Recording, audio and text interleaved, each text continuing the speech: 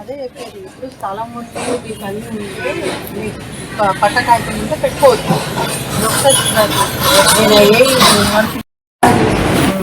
ఏమా బాగా చూసుకున్నారా?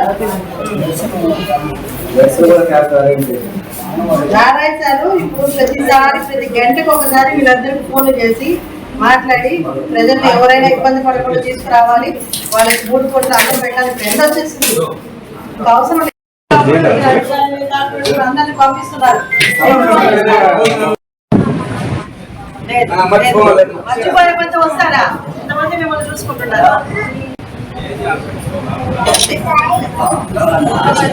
అందరూ మిమ్మల్ని చూసుకుంటారు. నారాయణ సార్ ఓకేనా? అది కట్టిస్తారు. రేపు వస్తారు, సారే వచ్చి మాట్లాడతారు మీతో.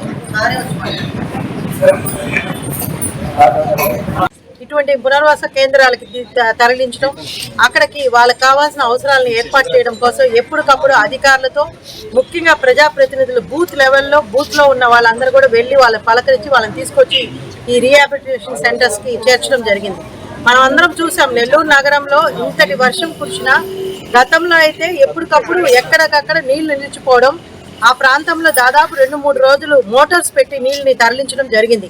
కానీ ఇప్పుడు కురిసిన వర్షానికి నెల్లూరు నగరంలో ఏదైతే ముందస్తు చర్యలుగా ముందస్తు జాగ్రత్తలు నారాయణ సార్ తీసుకోబట్టి 3-4 నెలల ముందు నుంచే ప్రతి డివిజన్లో స్మాల్ డ్రైన్స్, బిగ్ డ్రైన్స్ అన్నిట్లో కూడా సిల్ట్ తీసేయడం, అది కూడా లోతుగా తీయడం వల్ల ఈరోజు వాటర్ ఫ్లో అనేది ఎక్కడ ఆగకుండా వెళ్ళిపోవడం జరిగింది.